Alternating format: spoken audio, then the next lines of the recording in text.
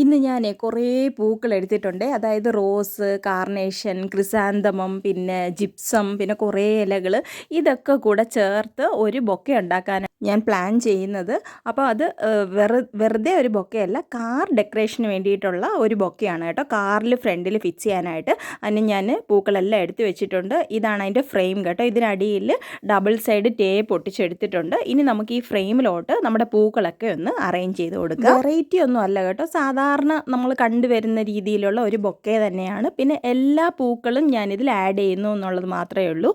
ചിലർ റോസാപ്പൂക്കൾ മാത്രം വെക്കും, ചിലർ ജിപ്സം, പിന്നെ ജെറിബറ അങ്ങനെയൊക്കെ വെക്കാറുണ്ട്. ഞാനിതിപ്പോൾ എല്ലാം ചേർത്ത് ഒരു എന്താ പറയുക, ഒരു ആഘോഷമായിട്ട് അങ്ങോട്ട് ഇരിക്കട്ടെന്ന് കരുതി.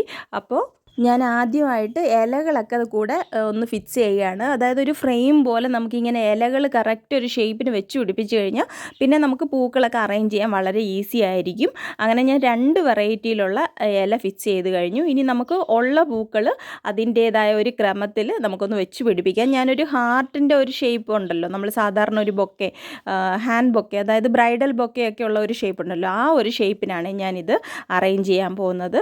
അപ്പോൾ ഈ പൂക്കളുടെ സൈഡിൽ വിടർന്ന് വൃത്തികേടായിട്ട് നിൽക്കുന്ന ഇതളുകളൊക്കെ പറിച്ച് കളഞ്ഞ് നമുക്ക് നീറ്റായിട്ടൊന്ന് ഫിക്സ് ചെയ്ത് കൊടുക്കാം.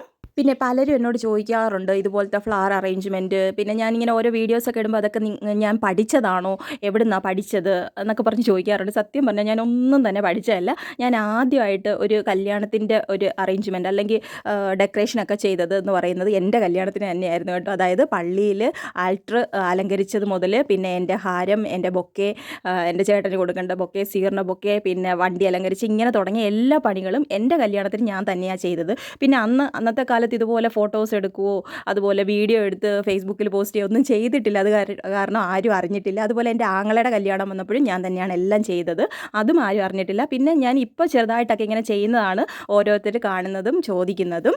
എനിക്ക് പിന്നെ ഇങ്ങനത്തെ വർക്കൊക്കെ ചെയ്യണം നല്ല ആത്മവിശ്വാസമുണ്ട് കേട്ടോ. എനിക്ക് നല്ല കോൺഫിഡൻസ് ഉണ്ട്, എന്നെക്കൊണ്ട് ചെയ്യാൻ പറ്റും, ഒരു ഐഡിയ കിട്ടിക്കഴിഞ്ഞാൽ അതുപോലെ ചെയ്യാൻ പറ്റുമെന്നുള്ള നല്ല കോൺഫിഡൻസ് ഉണ്ട്. പക്ഷേ ആ കോൺഫിഡൻസ് മറ്റുള്ളവർക്ക് മനസ്സിലാവത്തില്ലല്ലോ, അവൾ അങ്ങനെ ചെയ്യുമെന്നുള്ള മറ്റുള്ളവർക്ക് അറിയത്തില്ല. അത് കാരണം ഇന്നേ വരെ ആരും എനിക്ക് ഓർഡർ ചെയ്തിട്ടില്ല.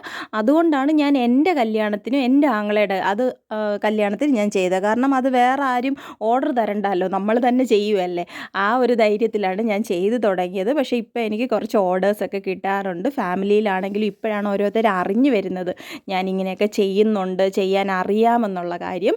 അപ്പോൾ അതെനിക്ക് ഒത്തിരി സന്തോഷമുണ്ട്. അതെൻ്റെ സോഷ്യൽ മീഡിയ വഴി മാത്രമാണ് കേട്ടോ എൻ്റെ ചെറിയ ചെറിയ ഇങ്ങനത്തെ കഴിവുകളൊക്കെ പുറം ലോകം ഒന്ന് കണ്ടുവരുന്നത്. എന്തായാലും കഥ പറഞ്ഞ് എൻ്റെ വർക്ക് ഇവിടെ ഏകദേശം അവസാനമായി. നമുക്കെന്നാൽ പിന്നെ ഇത് കൊണ്ടുപോയി കാറിലൊന്ന് ഫിക്സ് ചെയ്ത് കൊടുത്താലോ. ഇത് മനോജങ്ങളുടെ മോൻ്റെ കല്യാണത്തിൻ്റെ കാറിലാണ്. 2 കാറിൻ്റെ വർക്കും എനിക്കാണ് തന്നിട്ടുണ്ടായിരുന്നത്. ഒരെണ്ണം ഞാൻ ഓൾറെഡി ഫിക്സ് ചെയ്ത് കഴിഞ്ഞു. ഇതിപ്പോൾ രണ്ടാമത്തെ കാറ് മനോജങ്ങൾ നിനക്ക് ഇഷ്ടമുള്ളിടത്ത് വെച്ചോ എന്നൊക്കെ പറഞ്ഞിട്ട് പോകുന്നുണ്ട്. എന്തായാലും ഞാനിത് ഒരു സൈഡിലായിട്ട് വെക്കാനാണ് ഉദ്ദേശിക്കുന്നത്.